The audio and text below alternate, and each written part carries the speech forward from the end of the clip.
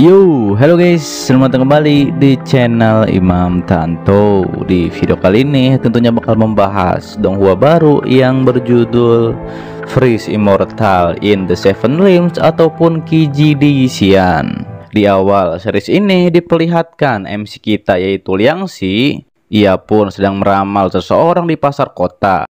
Namun kita dialihkan pada seorang yang bernama Yuan Qingyang. Ia pun sedang didesak oleh sosok seperti Susano.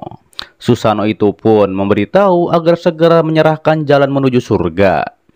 Hingga akhirnya akan terjadi pertarungan di antara mereka. Tapi Susano tersebut menggunakan formasi pembunuh dewa untuk menghabisi Qingyang. Namun untungnya Qingyang bisa melarikan diri dari formasi itu. Susano pun tidak menyangka formasinya tidak dapat membunuh Qingyang. Kembali kepada Liang Xi, ia pun bersembunyi dikarenakan sedang dicari oleh warga desa. Ia pun mengingat ketika ia sedang meramal. Di saat itu ia pun melihat telapak tangan dari nona itu dan menyuruhnya untuk melepas topengnya. Namun ketika melepas topengnya, ternyata ia adalah laki-laki. Seketika itu juga penjaga kota pun akan menangkap Liang Xi, yaitu sebagai peramal yang pembohong. Liang Xi pun menjadi kesal akan hal itu, dikarenakan bisnisnya diganggu oleh keluarga Wu. Kemudian Liang Xi pun terkena segel naga tepat di kepalanya. Setelah ia mengambilnya, muncullah formasi yang mengeluarkan Yuan Qingyang. Lalu Liang Xi pun mengeceknya, apakah orang itu sudah mati atau belum. Hingga akhirnya Liang Xi pun menyeretnya dan menolongnya. Namun setelah Qingyang terbangun, Liang Xi pun menceritakan kesialannya yang diganggu oleh keluarga Wu. Tapi tanpa diduga, Qingyang pun meminta Liang Xi untuk menerima kekuatan sejatinya. Setelah memberikan kekuatan sejatinya, Qingyang pun berubah menjadi seorang kakek dan melompati usia terlalu cepat. Kemudian Qingyang pun memberitahu Liang Xi, ia memberikan 10.000 tahun kekuatan sejatinya pada Liang Xi. Ia juga menambahkan jika Liang Xi ingin menggunakan kekuatan sejatinya, maka Liang Xi harus menggunakan logam sebagai perantaranya. Jika tidak, maka Liang Xi akan meledak saat itu juga. Sebelum pergi, Qingyang juga memberitahu Liang Xi, jika Liang Xi ingin belajar mengontrol kekuatan sejati tersebut, maka ia harus pergi ke sekte Tiang Lingmen dan juga belajar dari seorang guru. Dengan begitu, mungkin Liang Xi bisa mengambil 7 dunia dan juga memimpin keluar dari jalan buntu. Setelah hal itu, Liang Xi pun mengingat perkataan Qingyang bahwa ia harus segera pergi ke Tiang Lingmen. Namun di saat itu uang koin Liang Xi pun terjatuh. Tapi setelah ia mengambilnya, muncullah ular besar yang akan memakan seekor rubak kecil. Melihat hal itu, Liang Xi pun langsung menyerang ular besar tersebut. Kemudian ular itu pun mengeluarkan kabut yang cukup tebal untuk mengecoh Liang Xi.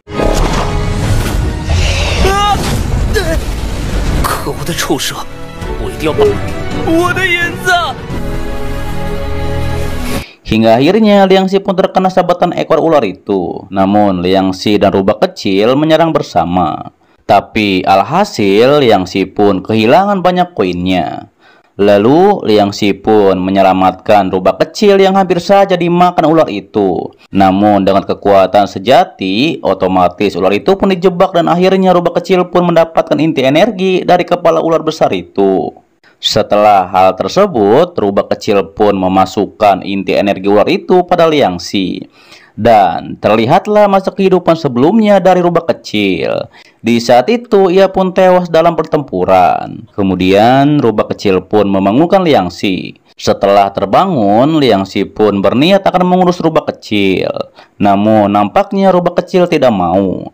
Hingga akhirnya Liang Xi pun memohon agar rubak kecil ikut bersamanya ke sekte Tiang Lingmen. Kemudian diceritakan 3 pilar berdiri di benua ini.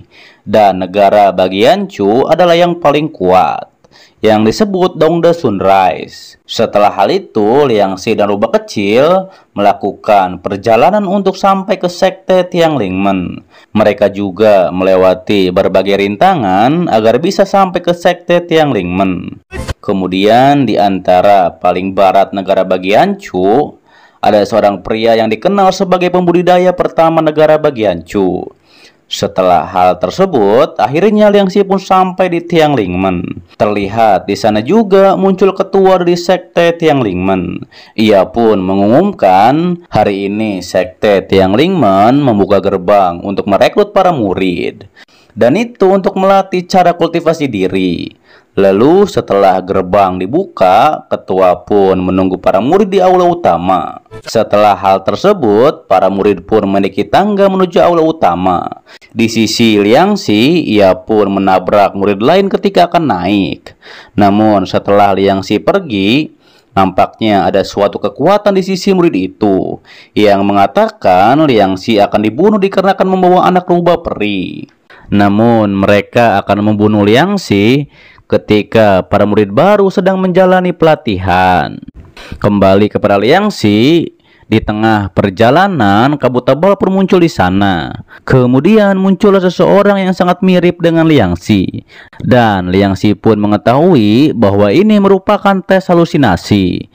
Namun Liang Xi justru mempermainkan hati iblisnya. Lalu diperlihatkan Liang Xi pun berada di tempat pertempuran, yang di sana ada Liang Xi yang tidak dikenal. Hingga pada akhirnya Liang Xi pun memukul iblis hatinya, dikarenakan iblisnya terlalu bodoh untuk menipu dirinya. Setelah hal tersebut, kepala akademi yaitu Aoki menyambut para murid. Tetua di sana juga mengeluarkan pilar spiritual, yaitu untuk mengukur kebenaran para murid. Kemudian satu persatu para murid pun mengecek kebenarannya. Hingga tiba giliran Liang Xi. Ia pun menyadari pilar ini menyerap kekuatan sejatinya, yang membuat pilar tak terkendali. Namun hasilnya ternyata hanya 7. Setelah selesai, kepala akademi pun memberikan selamat. Karena secara resmi para murid pun sudah masuk ke akademi Tianlingmen. Kemudian setelah semuanya pergi, Liang Xi pun mengecek kembali memakai koinnya. Dan ternyata hasilnya maksimal. Namun di saat itu, murid wanita yang bernama Xian Er melihat hal tersebut. Mengetahui hal itu, Liang Xi pun langsung menariknya. Tapi Xian Er berkata, ia tidak akan mengatakan hal ini pada siapapun. Mendengar hal itu, Liang Xi pun meminta untuk merahasiakan hal ini di antara mereka berdua. Setelah hal itu, Liang Xi pun berjalan menuju kamarnya. Tapi di saat itu, ia pun melihat seorang murid yang sedang ditindas oleh senior di sana. Mereka pun menuduh murid tersebut telah menatap guru wanita di sana. Hingga akhirnya Liang Xi pun tiba di sana. Namun terlihat guru wanita itu menginginkan rubah kecil milik Liang Xi. Kemudian guru wanita itu pun meminta Liang Xi untuk menyerahkan rubah kecilnya. Namun alhasil ia pun dihajar oleh Liang Xi. Kemudian di malam harinya rubah kecil pun berubah menjadi manusia. Setelah hal itu, ia pun membangunkan Liang Xi untuk pergi ke suatu tempat. Setelah sampai di sana, rubah kecil pun mengajak Liang Xi untuk berkultivasi di tempat tersebut. Lalu Liang Xi pun merasakan banyak aura merah di dalam tubuhnya. Liang Xi pun menduga ini merupakan aliran kekuatan sejati. Di keesokan harinya, guru akademi pun memberikan pelindung lengan yang sangat berat untuk para murid berlatih. Tetua pun menjelaskan 7 dunia, surga, dan alam manusia dan lainnya sangat kacau. Dan mereka akan bertarung melawan hal itu di masa depan. Di saat itu, Liang Xi pun meminta lengan pelindung yang lebih berat. Kemudian, guru pun menjelaskan akan ada tes di sini. Lalu, ia pun menghancurkan batu hanya dengan satu jarinya. Guru pun memberitahu waktunya adalah 1 bulan untuk menghancurkan batu dengan 1 jari. Namun, nampaknya Liang Xi dengan mudah mempelajarinya, dikarenakan dengan kekuatan sejati yang ia punya. 还以为会是比较华丽的颜色呢。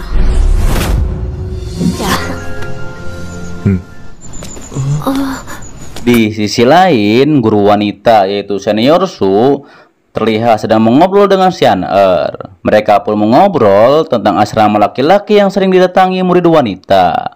Senior Su pun mengingatkan Xian Er jangan tertipu dengan murid laki-laki. Dan tiba-tiba saja Liang Xi pun muncul di sana. Dan ia pun membenarkan hal tersebut. Namun Liang Xi pura-pura tidak mengenal Nona Shu. Hal itu pun membuat Nona Su menjadi kesal pada Liang Xi. Liang Xi pun berkata kepada Xian lebih baik Xian menanyakan apa yang dilakukan oleh Nona Su kepadanya. Setelah hal itu, Xian pun menjelaskan pada Nona Su bahwa rubah kecil milik Liang Xi sangat penting baginya. Mendengar hal itu, Nona Su pun tidak tahu bahwa rubah kecil milik Liang Xi sangat berharga bagi Liang Xi. Namun, Nona Su tetap memperingati Xian harus tetap berhati-hati. Kemudian Xian pun berkata ia akan mencari Liang Xi besok. Lalu mereka berdua pun pergi dari sana. Di malam harinya, rubah kecil Liang Xi pun lagi-lagi keluar, dan Liang Xi pun langsung mengejarnya. Sementara itu, Nona Su dan Xian pun sedang mengobrol tentang para murid laki-laki yang ada di akademi. Namun di tengah perjalanan muncullah Gao Kuan. Ia pun menjadi kesal terhadap Nona Su dikarenakan menghalanginya ketika akan memukul murid baru. Hingga akhirnya terjadi pertarungan kecil di sana. Namun di saat itu Xian pun disandra di sana. Ditambah lagi komplotan Gao Kuan pun mengepung Nona Su. Tapi di saat itu Liang Xi pun tiba di sana, dan ia pun mengalahkan Gao Kuan dan komplotannya. Setelah hal itu, Liang Xi juga meminta uang logam pada salah satu kelompok Gao Kuan. Kemudian setelah hal tersebut, Liang Xi pun menggantung mereka semua di pohon. Lalu ketika di perjalanan, Nona Su pun menjadi marah pada Liang Xi dikarenakan ia menyentuh tubuh Xian dan mengambil kesempatan dikarenakan telah menolong mereka. Nona Su pun memperingati Xian akan hal ini. Kemudian Xian pun berterima kasih pada Liang Xi. Namun di sisi Nona Su, ia pun memberitahu Liang Xi bahwa setelah tes menghancurkan batu dengan satu jari, para murid akan diberi misi untuk memburu monster dan juga mendapatkan pil iblis yang terbaik agar skor menjadi tinggi. Nona Su juga memberikan token agar Liang Xi bisa tinggal di perpustakaan selama 4 jam sehari.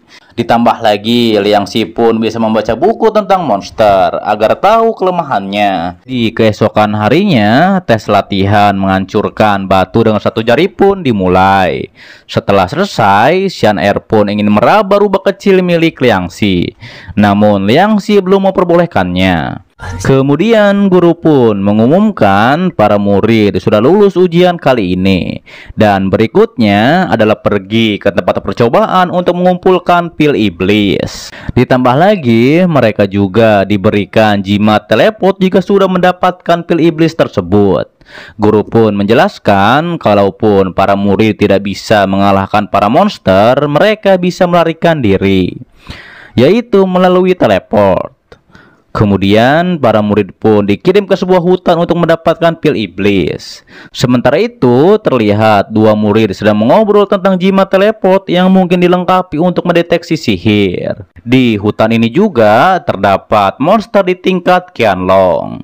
Liang Xi yang mendengar hal tersebut, ia pun menjadi terkejut. Setelah hal itu ia pun mencari rubah kecilnya, dan akhirnya ia pun menemukan rubah kecilnya yang berhasil menemukan logam untuk Liang Xi. Namun di saat itu Liang Xi pun mendengar suara seorang murid yang sedang diserang oleh murid senior yang bernama Yunlu Xianjun. Ternyata Yunlu ingin merampas pil iblis yang didapatkan oleh murid itu. Tapi setelah Yunlu mengambil pil tersebut, Liang Xi pun menyerang diam-diam yang membuat mereka berdua melarikan diri. Hingga akhirnya murid itu pun mendapatkan pil iblisnya. Setelah hal tersebut, Liang Xi pun mengambil uang logam yang ditinggalkan oleh dua murid senior itu.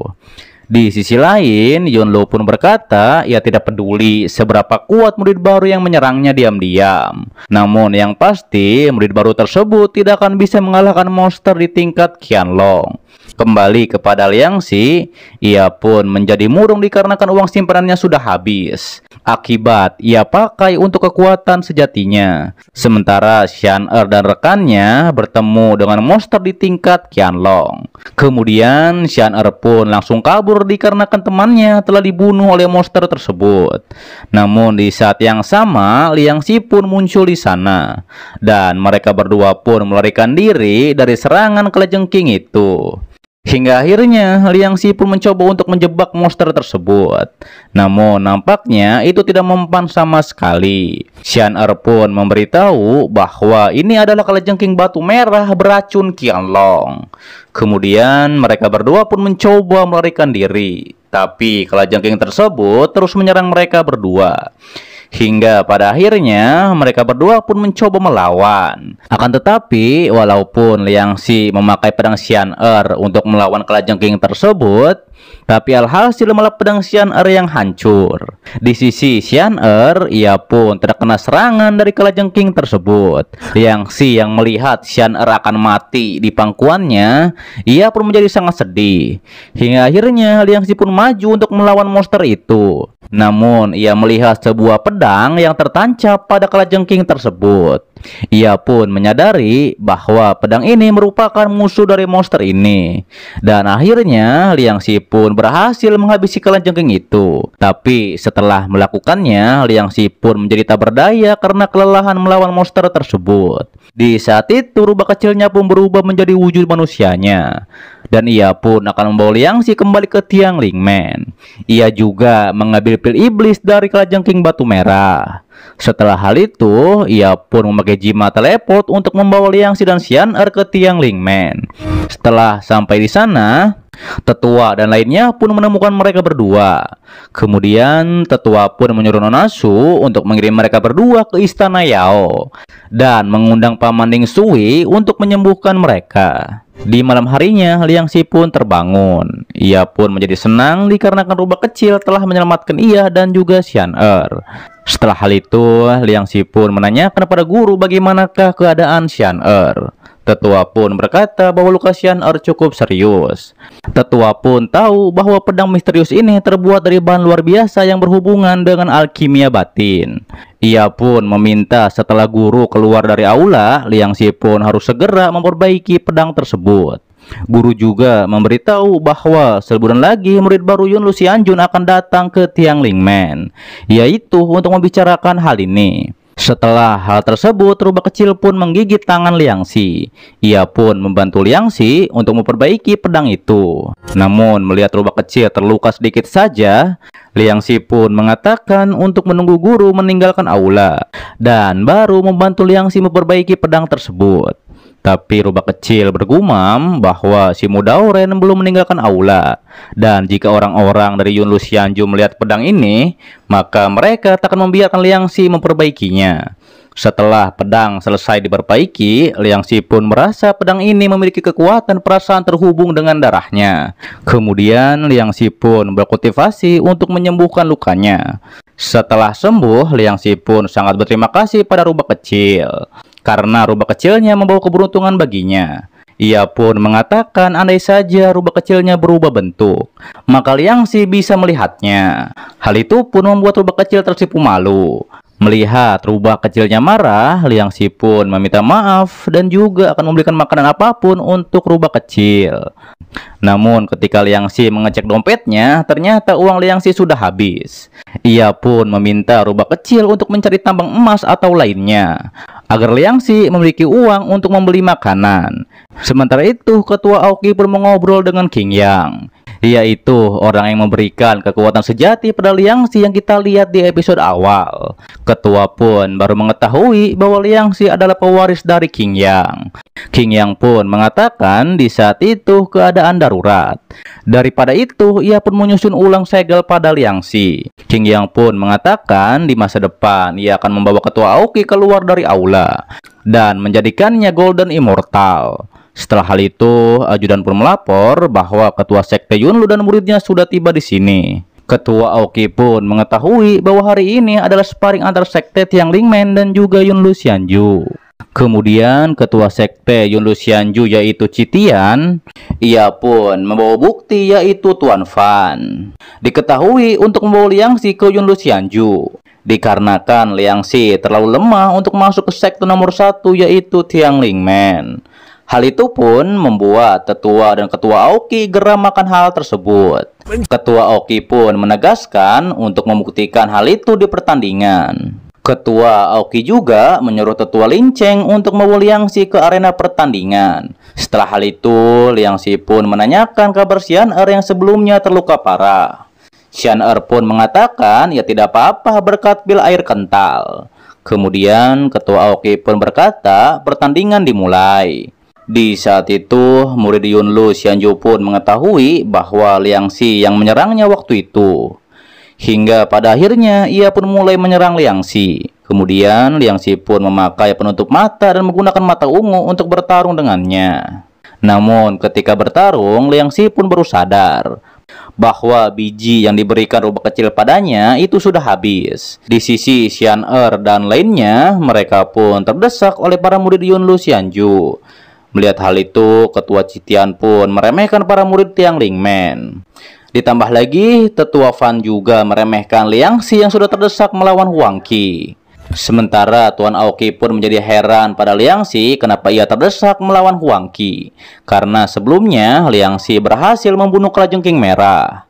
Kembali kepada Huang Qi, ia pun bertanya pastinya Liangxi lah yang menyerangnya waktu itu. Hingga pada akhirnya Liangxi pun mengeluarkan pedang esnya. Setelah hal itu, Liangxi pun mengalahkan para murid Yunlu Xianju. Ia pun menegaskan bahwa sekte pertama bagi Yanchu adalah sekte Tiang Lingmen. Di saat itu, Ketua Citian pun berniat menyerang Liangxi. Namun, ia dihadang oleh Ketua Aoki. Citian pun tidak terima bahwa Liangxi telah memurnikan pedang tersebut dengan darahnya. Kemudian terjadilah bentrokan hebat antar ketua sekte. Citian pun berkata bahwa pedang es itu adalah milik Yunlu Xianju, yaitu dari generasi pertama milik leluhurnya, yang hilang selama ratusan tahun. Mendengar hal itu, Liangxi pun berterima kasih atas informasi tersebut. Ia juga menegaskan bahwa pedang ini telah dimurnikan oleh darahnya. Setelah ada di aula, Ketua Aoki pun berkata pedang es tidak bisa direbut dikarenakan sudah dimurnikan oleh darah Liangxi.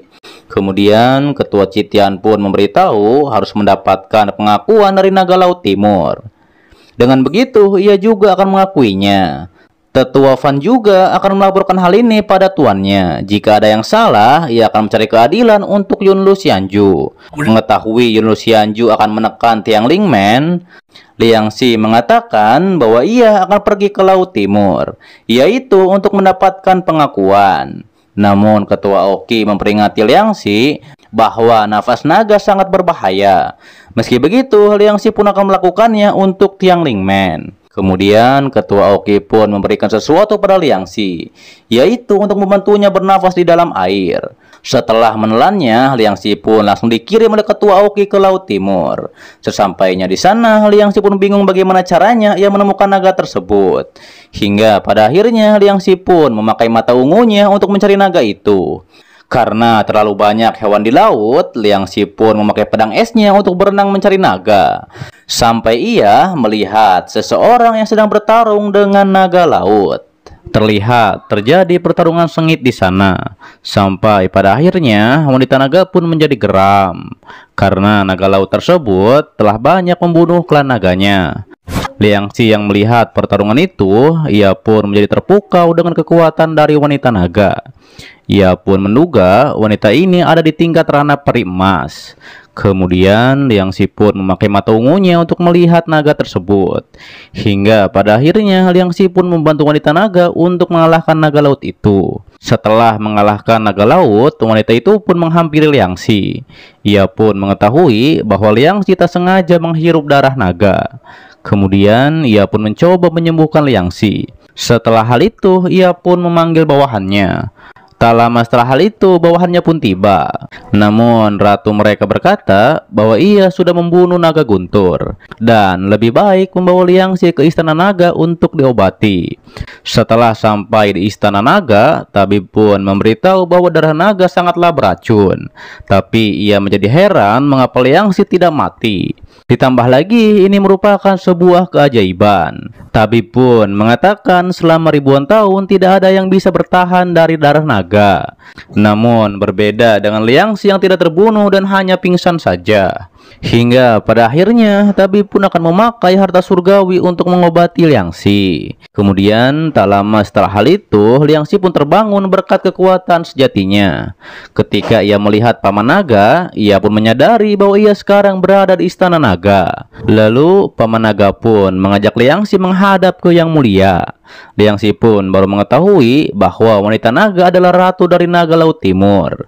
Di saat itu, Aoyu pun menyuruh Liangsi berlutut.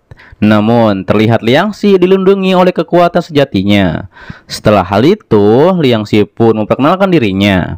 Ratu pun mengetahui bahwa Liangsi ini adalah pewaris dari King Yang.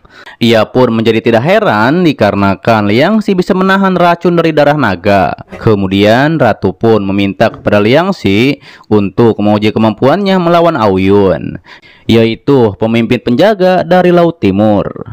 Hingga pada akhirnya terjadi pertarungan di antara mereka berdua. Melihat Liangsi bertarung, Ratu pun bergumam bahwa Liangsi memiliki pewarisan garis keturunan berbakat. Tidak heran King Yang sangat menyukai Liangsi. Kemudian Ratu pun berniat menjadikan Liangsi sebagai bagian dari Laut Timur. Namun Liangsi tidak menginginkan hal itu. Ia hanya ingin meminta klan naga untuk membantunya memperkuat pedangnya dengan nafas naga. Mendengar hal itu, Ratu pun memberitahu bahwa istana naganya memiliki banyak harta dan semua senjata bisa ditempa, dan mengapa Liangsi harus memilih nafas naga. Kemudian Ratu pun menyuruh Aoyun untuk memanggil tetua klan naga, yaitu untuk memutuskan hal ini. Setelah para tetua tiba, Ratu pun memperkenalkan Liangsi. Ditambah lagi, Liangsi juga mewarisi garis keturunan naga. Para tetua pun menerima Liangsi sebagai kerabat klan naga. Namun Ratu berkata, sekarang Liangsi membutuhkan nafas naga untuk menempa pedangnya. Mendengar hal tersebut, para tetua pun keberatan atas permintaan Liangsi. Kemudian Liangsi pun menceritakan pedang es miliknya adalah milik Yunlu Xianju. Dan jika tidak menempanya menggunakan nafas naga, maka Yunlu Xianju akan merebut pedang es tersebut.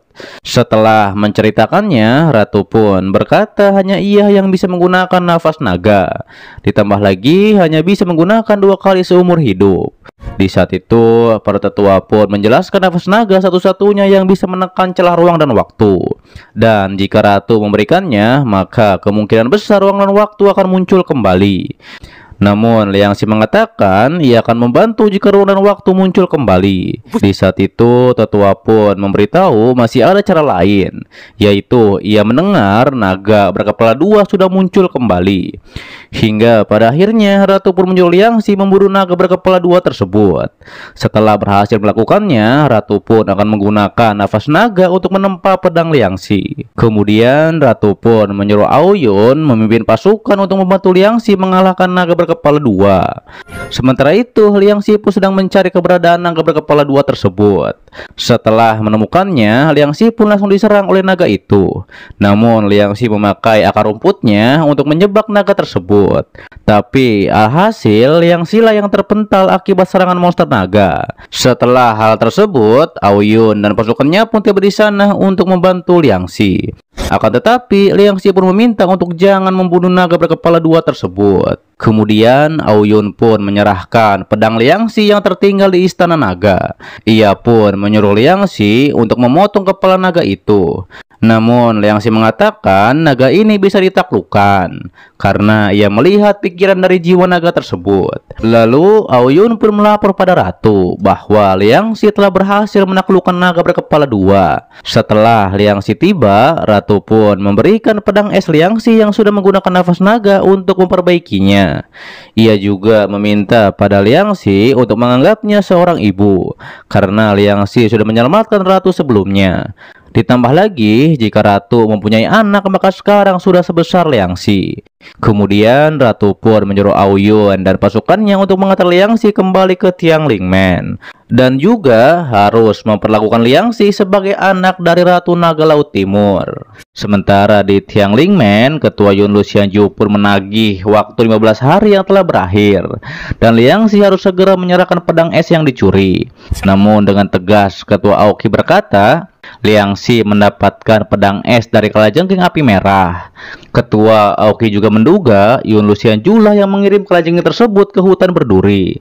Tapi tetua Yun Luxianju tetap menagih pedang es milik Yun Luxianju dikarenakan batas waktu yang diberikan pada Liang Xi telah berakhir. Namun ketika kedua sekte akan bertarung, Liang Xi pun muncul dari portal bersama Ao Yun dan bawahannya. Xian Er dan lainnya pun menjadi senang dikarenakan Liang Xi telah kembali.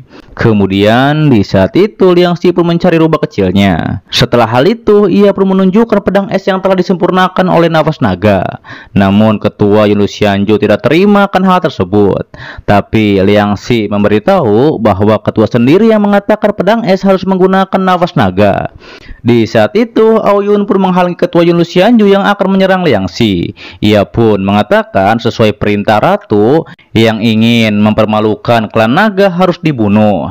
Liang Xi pun menegaskan bahwa pedang es ini telah menjadi miliknya dikarenakan sudah dimurnikan oleh nafas naga dan Yun Luxianju tidak memiliki hak untuk merebutnya.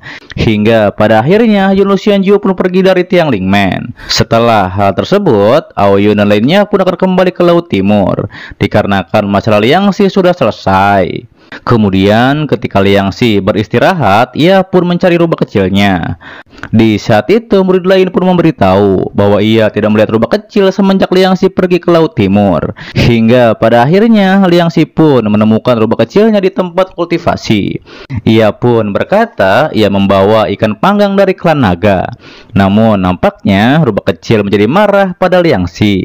Menyadari hal itu, Liang Xi pun minta maaf pada rubah kecil karena di saat itu ia tak punya pilihan lain. Tapi setelah rubah kecil memakan ikan panggang, justru rubah kecil pun memuntahkan darah karena di dalam ikan panggang tersebut terdapat darah naga.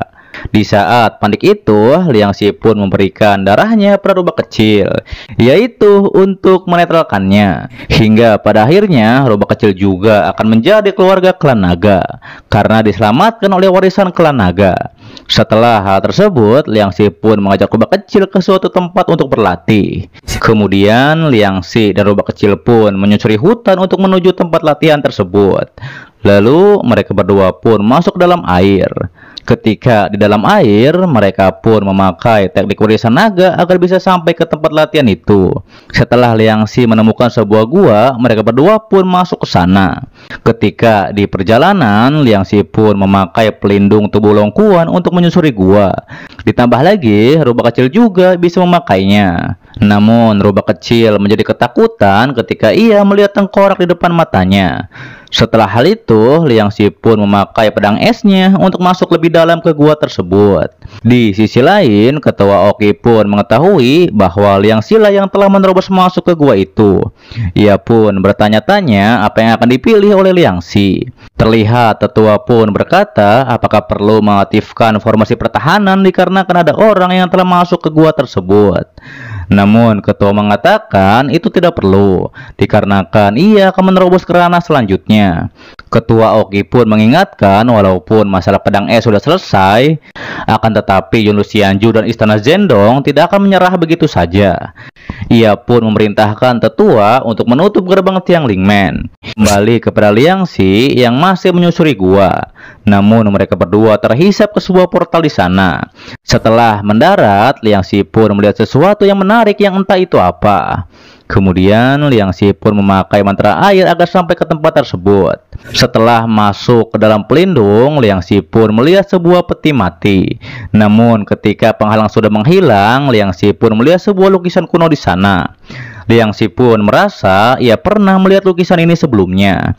Ia menduga sepertinya itu memiliki kemampuan untuk bangkit kembali. Liang Xi juga mengetahui bahwa orang di lukisan tersebut seorang diri melawan banyak pasukan tanpa terluka.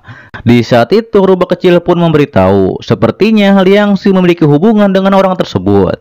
Hingga pada akhirnya Liang Xi pun mengetahui bahwa itu adalah Kaisar Jiwei. Diketahui Kaisar Jiwei bertarung sampai mati dengan monster itu.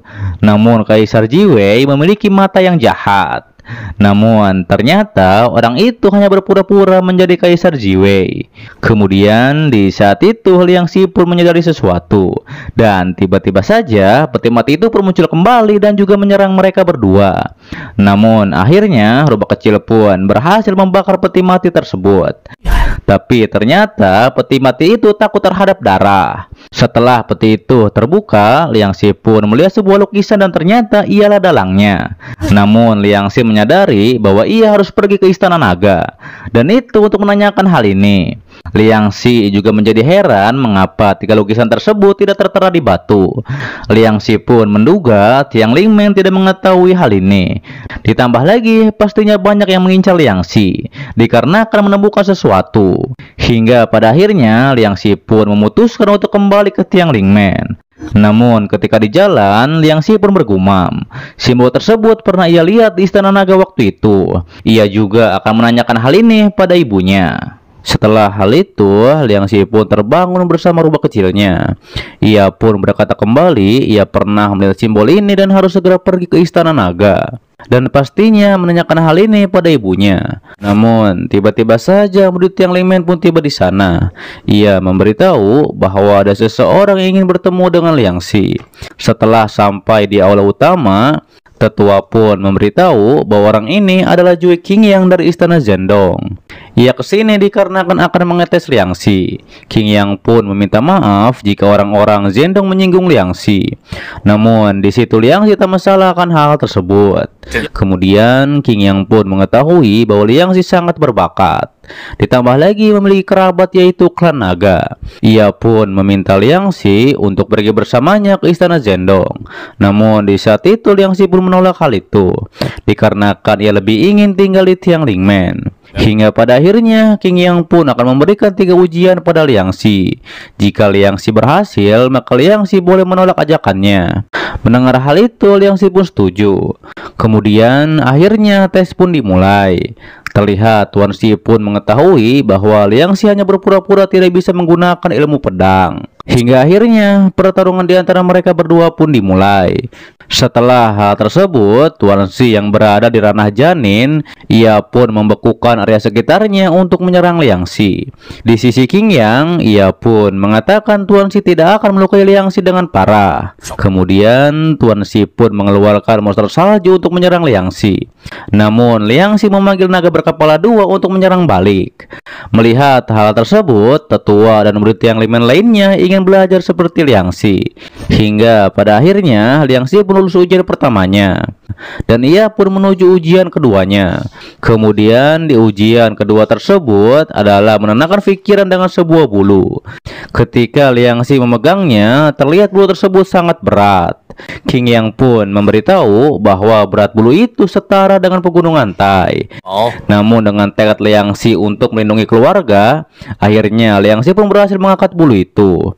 Dan akhirnya ia pun lulus ujian keduanya. Dan untuk ujian ketiganya, Liang Si lah yang akan memutuskan. Kemudian Liang Si pun menulis ujian ketiganya, yaitu bermain catur. Hingga akhirnya permainan catur pun dimulai. Dan dengan mudahnya Liang Si pun menang dalam pertarungan catur tersebut.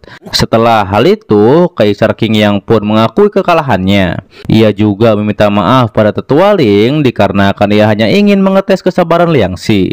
Terlebih lagi, Kaisar Qingyang mengatakan setelah 3 tahun mereka akan bertemu kembali. Setelah hal itu, Liang Si berkata pada tetua ia mempunyai urusan dan harus pergi ke Laut Timur dalam waktu setengah tahun.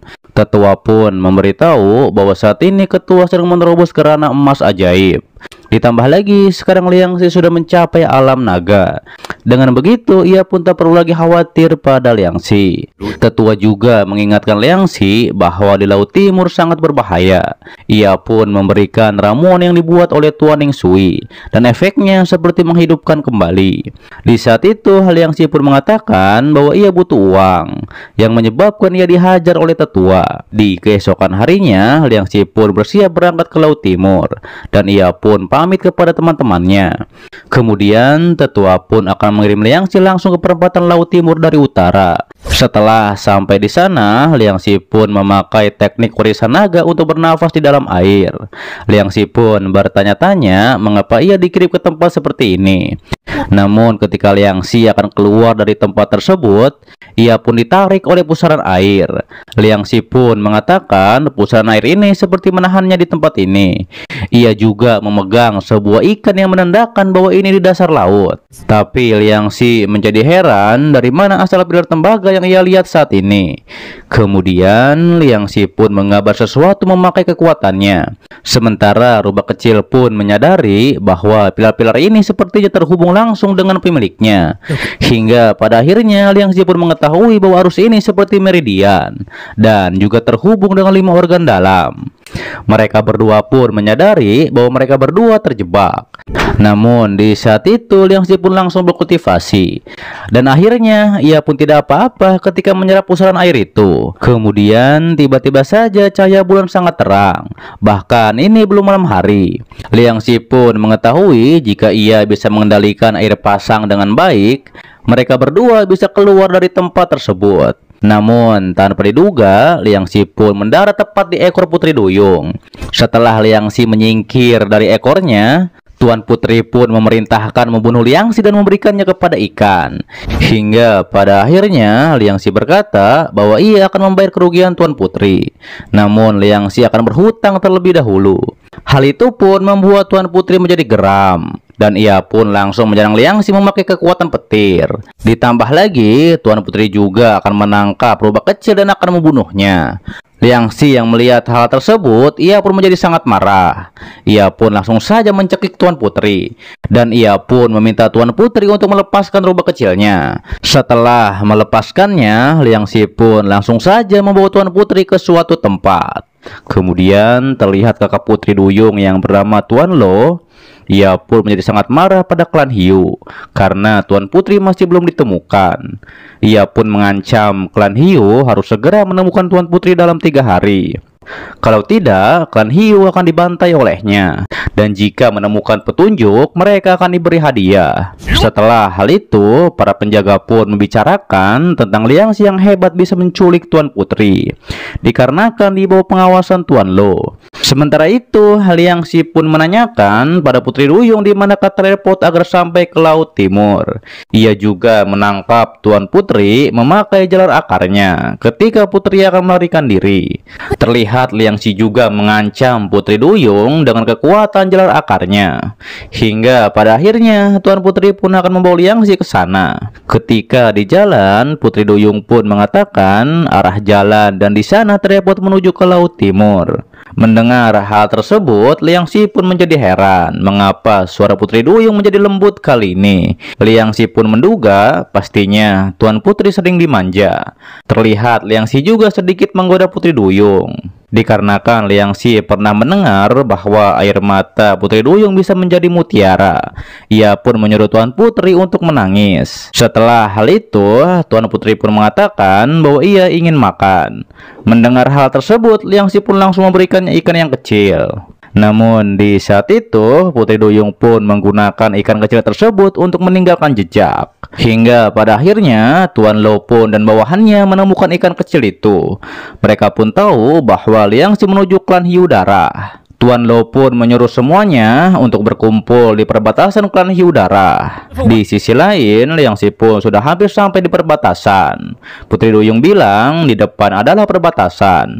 Dan dengan kecepatan Liang Xi saat ini, Liang Xi bisa tepat waktu di sana. Kemudian tiba-tiba saja Liang Xi pun diserang oleh klan Hiu Darah. Di saat itu, klan Hiu pun menanyakan nama Liang Xi. Namun, Liang Xi menganggap bahwa klan Hiu akan berbuat jahat padanya. Hingga akhirnya, pemimpin klan Hiu Darah pun memperkenalkan dirinya. Diketahui ia bernama Nian Sui. Dan nampaknya ia ingin menjalin kesepakatan dengan Liang Xi. Ning Sui pun mengatakan ia tidak ingin mencari masalah dengan Liang Xi. Hanya saja Liang Xi harus segera menyerahkan Putri Duyung. Ditambah lagi ia akan memberikan Liang Xi hadiah. Ia pun menjelaskan mutiara ini dapat membantu menahan semua mantra air. Namun nampaknya di situ Liang Xi memiliki rencana. Liang Xi pun menanyakan di manakah alat teleport. Klan Hiu bilang alat itu ada di perbatasan. Dan juga perlu menggunakan kemampuan klan Hiu untuk mengaktifkannya. Hingga akhirnya pertukaran pun akan dimulai. Tapi ternyata Liang Xi hanya mengambil mutiara tersebut. Hal itu pun membuat Liang Xi dikejar-kejar oleh klan Hiu. Terlebih lagi ia juga diserang oleh magma. Kemudian Liang Xi pun melempar rubah kecilnya dan pedang airnya lebih dulu ke laut timur. Sementara itu Liang Xi pun memberikan obat pada Tuan Putri Duyung yang sekarat. Hingga pada akhirnya obat mujarab itu pun berhasil menyelamatkan Tuan Putri. Saat itu mereka berdua pun terjebak di dalam serangan magma. Liang Xi pun bertanya apakah ada jalan keluar dari magma ini. Putri Duyung pun mengatakan bahwa ada jalan keluarnya, yaitu Liang Xi harus segera menjalin kontrak dengannya. Dengan begitu bisa mengeluarkan mantra untuk keluar dari sini.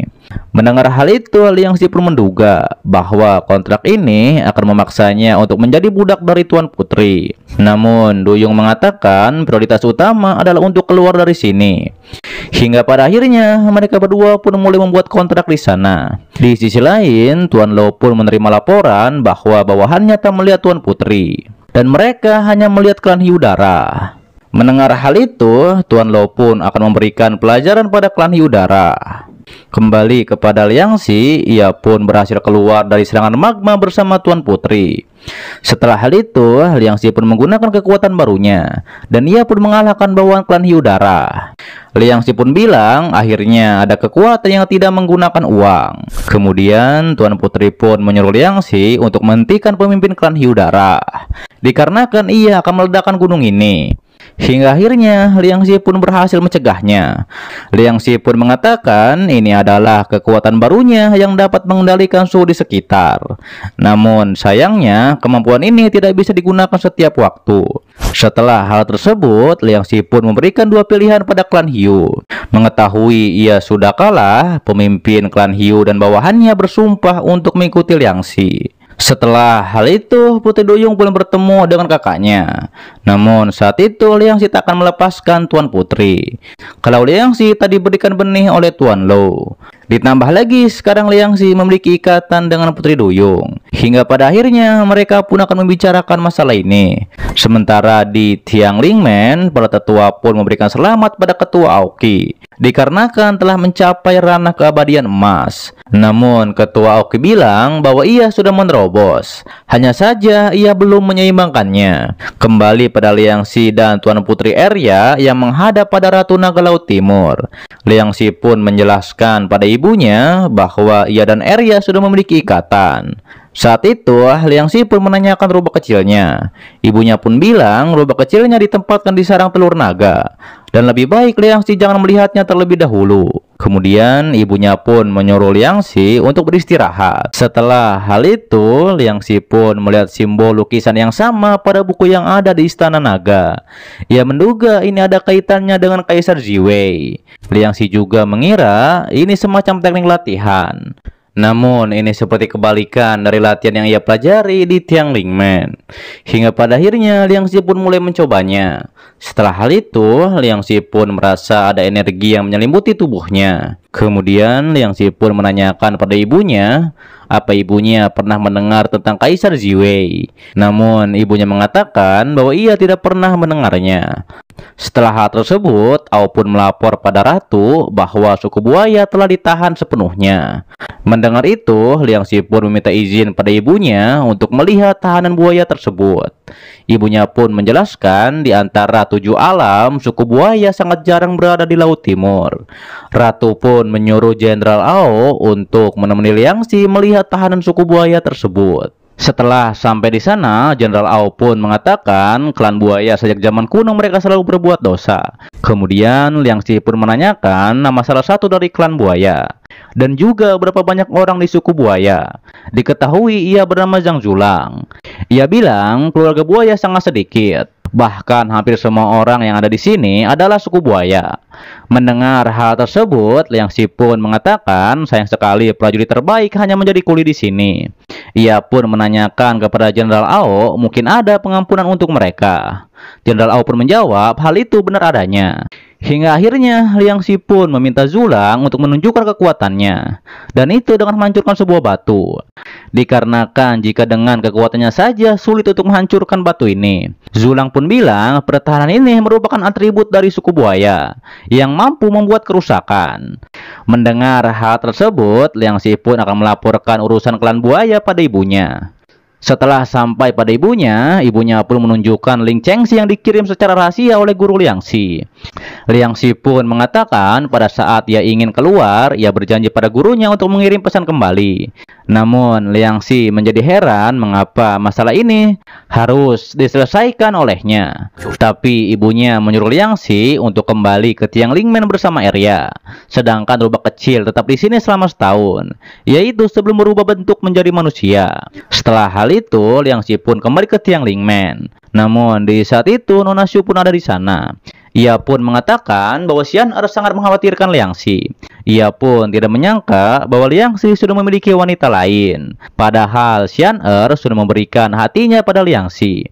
Nona Xu pun mengingatkan Liang Xi untuk jangan mengganggu Xian'er lagi. Setelah hal tersebut, Arya pun memetik bunga dan langsung mengajak Liang Xi pergi.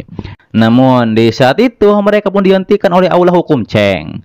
Terlihat Aula Hukum pun meminta Liang Xi untuk menyerahkan senjatanya. Aula Hukum pun menjelaskan Aula Hukum adalah tempat untuk menghukum murid yang bersalah. Ditambah lagi statusnya juga tinggi di sekte. Mereka pun menduga Liang Xi telah bekerjasama dengan orang luar untuk menyakiti Tiang Lingmen. Ia pun menyuruh bawahannya untuk menangkap Liang Xi. Namun Liang Xi dengan mudah mengalahkan mereka bertiga. Ketua Aula Hukum pun bilang pantas saja para murid lain tidak bisa menahan Liang Xi. Dikarenakan Liang Xi sangat kuat, bahkan Liang Xi tidak menggunakan pelindung tubuh. Setelah hal itu, Liang Xi pun berhasil mengalahkan serangan yang dibuat oleh Ketua Aula Hukum. Ketua pun bilang Liang Xi tidak punya sopan santun pada gurunya sendiri. Ia pun bertekad untuk menangkap Liang Xi. Jika tidak, akan ditaruh di mana mukanya di Tiang Lingmen. Hingga akhirnya terjadi bentrokan serangan pedang di sana. Namun di saat itu seseorang menghentikan hal tersebut, dan ia adalah wakil ketua sekte yaitu Ning Sui. Ia pun mengatakan ramuan yang diberikan oleh guru Liang Xi, Nona Ning Sui lah yang membuatnya. Mendengar hal tersebut, Liang Xi pun langsung saja memberi hormat pada Ning Sui. Setelah pembicaraan tersebut, Ning Sui pun melihat fisik dari Arya yang ia praktekkan sebelumnya. Ia pun menawarkan Arya menjadi muridnya. Hingga pada akhirnya, Arya pun menjadi murid dari Tiang Lingmen. Dan Nona Ning Sui pun akan menunjukkan tempat tinggal Arya di sini. Kemudian Liang Xi pun bertemu dengan Ketua Aoki dan juga tetua di aula utama. Ketua Aoki pun menanyakan apakah benar Liang Xi yang menyakiti beberapa murid dan juga tak menghormati guru aula hukum. Ketua Aoki pun bilang Liang Xi harus dihukum dan menghapus kekuatan sejatinya. Namun Liang Xi membela ia melakukan hal itu dikarenakan suatu alasan. Hingga akhirnya Ketua Aoki pun akan memberikan tugas pada Liang Xi, yaitu Liang Xi dan lainnya harus menyingkirkan kelelawar vampir yang membuat masalah di Tiang Lingmen. Dan tetua Li Chengji pun akan memberitahukan hal ini pada Liang Xi.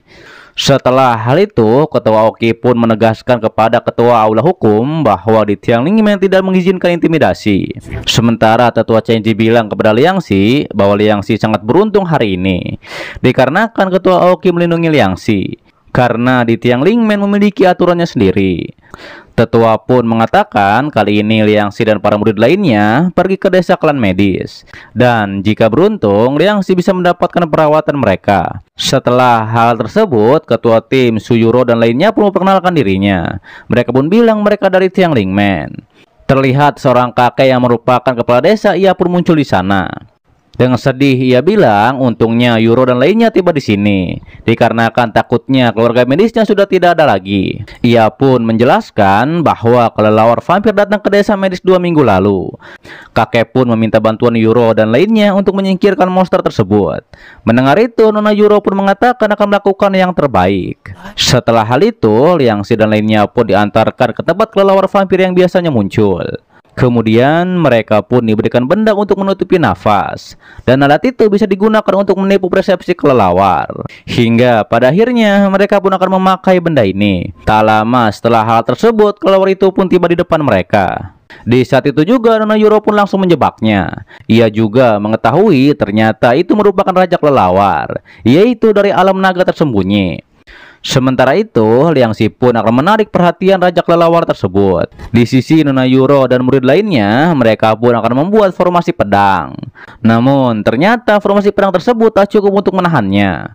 Hingga pada akhirnya, Liang Xi pun berhasil memanah kelelawar tersebut. Tapi kelelawar itu berhasil melarikan diri bersama satu kelelawar lagi.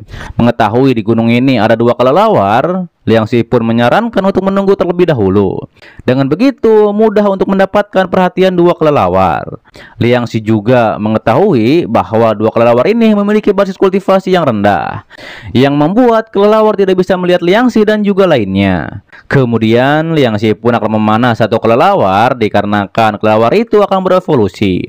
Dikarenakan setelah memakan temannya sendiri. Namun, di saat itu, Nona Yuro pun justru menyuruh murid lainnya untuk pergi. Sementara itu, ia akan di sini untuk membantu Liang Xi. Kemudian Liang Xi pun memakai jalar akarnya untuk menyerang raja kelelawar. Tapi ternyata raja kelelawar ini sudah menerobos ke ranah janin. Hingga pada akhirnya Liang Xi dan lainnya pun melarikan diri ke atas. Namun dikarenakan di atas tidak ada tempat untuk bersembunyi, Liang Xi dan lainnya pun bersembunyi di dalam hutan. Tapi raja kelelawar terus menyerang hutan untuk menemukan Liang Xi dan tim. Di saat itu Liang Xi pun memanah ke arah lain untuk menarik perhatian raja kelelawar. Hingga pada akhirnya Liang Xi dan lainnya pun berlari menghindari raja kelelawar tersebut. Setelah kejadian tersebut, Nona Yuro pun terdampar di suatu tempat dan ia pun mengeluarkan bola cahaya untuk menerangi tempat tersebut. Nona Yuro pun mengatakan bahwa ia tidak tahu apa yang terjadi pada murid lainnya. Namun Liang Xi mengatakan tenang saja, dikarenakan guru mereka bisa merasakan kelelawar vampir ini. Kemudian di saat itu Liang Xi pun mendengar suatu suara. Hingga pada akhirnya mereka berdua pun akan melihatnya. Liang Xi bilang ia tidak tahu tempat ini dan mungkin para murid lainnya tidak akan bisa menemukan mereka berdua. Terlihat di sana juga ada seseorang yang sedang memarahi raja kelelawar, dikarenakan raja kelelawar gagal menangkap satu murid pun dari Tiang Lingmen. Mendengar hal tersebut, Liang Xi pun menjadi penasaran dengan orang yang bisa memarahi kelelawar di tahap janin itu. Tak lama setelah hal tersebut, orang itu pun membunuh raja kelelawar. Setelah membunuhnya, ia pun langsung pergi dari sana. Namun, ketika Liang Xi melihat mayat kelelawar tersebut, mayat itu pun mengeluarkan suatu makhluk aneh. Melihat makhluk aneh tersebut, Liang Xi pun langsung saja memanah makhluk itu. Dikarenakan tidak berhasil, Liang Xi pun langsung melawannya. Hingga pada akhirnya makhluk itu pun mati dikarenakan teknik api pengobaran. Melihat hal tersebut, Nona Yuro pun menjadi heran dikarenakan seharusnya teknik itu sudah menghilang. Di sisi Liang Xi, ia pun menjadi lemas. Nona Yuro pun bilang bahwa teknik itu memakan banyak esensi darah. Namun tak lama setelah hal tersebut, kristal darah pun muncul di sana. Dan Nona Yuro pun langsung mengambilnya. Sementara di lain tempat, para murid Tiang Lingmen pun akan mencari Nona Yuro dan juga Liang Xi. Namun tiba-tiba saja mereka berdua pun ada di sana. Setelah hal tersebut, Liang Xi pun menanyakan mengapa kepala desa tidak memberitahu bahwa kelelawar itu bisa berubah menjadi raja kelelawar. Mendengar hal itu, kepala desa pun meminta maaf atas kelalaiannya. Kemudian Nona Yuro bilang kepala desa tidak perlu khawatir lagi ketika memetik obat, dikarenakan ia dan Liang Xi sudah membunuh raja kelelawar. Terlihat Liang Xi juga menunjukkan inti darah raja kelelawar sebagai bukti pada senior bahwa benar mereka telah membunuh raja kelelawar. Namun senior tidak percaya bahwa ini merupakan inti darah raja kelelawar. Tapi kepala desa memastikan bahwa inti ini benar adalah inti darah raja kelelawar. Ia juga bilang bahwa inti ini bisa meningkatkan kemanjuran dalam mengobati. Namun di saat itu terlihat Liang Xi ingin menjual inti darah tersebut. Mendengar hal itu, kepala desa pun meminta Liang Xi untuk menyerahkan inti ini pada keluarga kurcaci. Tapi Liang Xi bilang bahwa ia tidak ingin pulang dengan tangan kosong. Hingga akhirnya keluarga kurcaci pun akan mengobati Liang Xi jika ia terkena penyakit. Di saat itu, Nona Yuro juga menyuruh Liang Xi untuk menyerahkannya kepada kepala desa. Setelah mereka bersepakat, Liang Xi dan gurunya pun tiba di suatu tempat. Guru pun bilang bahwa ketua Oki ingin bertemu dengan Liang Xi. Kemudian Liang Xi pun masuk ke sebuah tempat di sana. Setelah masuk, Liang Xi pun dijebak oleh lonceng besar yang menutupinya. Di saat itu, terlihat ketua Aoki dan King Yang pun ada di sana. King Yang pun bilang ia menitipkan Liang Xi agar dilatih dengan baik oleh ketua Aoki. Di sisi Liangxi, ketika ia berontak di dalam lonceng, akhirnya ia pun berhasil menerobos ke ranah selanjutnya. Kemudian setelah Ketua Oki mengangkat lonceng besar yang menjebak Liangxi, Ketua bilang bahwa ia dan King Yang adalah teman dekat. Dan King Yang juga yang meminta Liangxi datang ke Tiang Lingmen. Saat itu Liangxi bertanya sekarang ia di ranah apa. Ketua Oki pun mengatakan bahwa sekarang Liangxi ada di tahap janin. Terlihat Ketua Oki juga memberikan cincin meteor pada Liangxi agar Liangxi bisa menyerap lebih banyak harta karun logam di dalam cincin itu. Dan Liangxi bisa memanfaatkan kekuatan King Yang sekali lagi. Namun Liangxi harus rutin memperkuat tubuhnya agar terus bisa memakai cincin meteor tersebut. Setelah hal itu dikarenakan Ketua Oki tahu Liangxi tidak mau terlibat dengan istana Zhendong, ia pun menyuruh Liangxi berkultivasi di alam Ascension lebih awal. Dan ketika saatnya tiba, Liangxi bisa menguasai alam semesta. Namun Liangxi bilang bahwa ia hanya ingin melindungi apa yang harus ia lindungi. Mendengar hal itu, Ketua Oki pun tidak mengerti dengan karakter yang dimiliki oleh Liangxi. Tapi Ketua Oki mengetahui pasti orang-orang itu akan memaksa Liangxi untuk maju. Di keesokan harinya di Tiang Lingmen, Pangeran Jin dari istana Zhendong pun mengumumkan bahwa Ketua Oki telah berhasil menerobos ke ranah selanjutnya. Di saat itu ia pun menghampiri Liangxi dan mengatakan ia mendengar tentang Liangxi. Kemudian ia pun mengajak Liangxi untuk pergi bersamanya ke istana Zhendong. Namun Liangxi menolak hal tersebut. Tapi Pangeran Jin bilang pintunya akan selalu terbuka untuk Liangxi. Tak lama setelah hal tersebut, muncullah portal dari dunia Shura. Dan dari portal itu mengeluarkan laba-laba berwajah manusia. Di saat itu, Ketua pun menyuruh Tetua Li Chengzi untuk menyiapkan formasi untuk menyerang. Di sisi Liangxi, ia pun menyelamatkan senior yang akan diserang oleh laba-laba tersebut. Kemudian muncullah monster berkepala dua di sana. Melihat hal itu, Liangxi pun mengetahui bahwa monster inilah yang membunuh Raja Kelelawar di gua waktu itu. Terlihat monster itu pun menyuruh Ketua Oki patuh padanya. Hingga pada akhirnya terjadi pertarungan di sana. Setelah hal itu, monster itu pun bilang bahwa ia sudah lama tidak makan. Dan hari ini ia pun akan mengorbankan hidup Ketua Oki. Kemudian ia pun ingin menyerap Ketua Oki. Namun justru yang ia serap adalah murid senior di sana. Mengetahui hal itu, Ketua Oki pun menjadi geram. Dikarenakan muridnya baru saja dimakan oleh monster itu. Terlihat monster itu pun dan Ketua Oki akan membuktikan siapa yang terbaik di sini.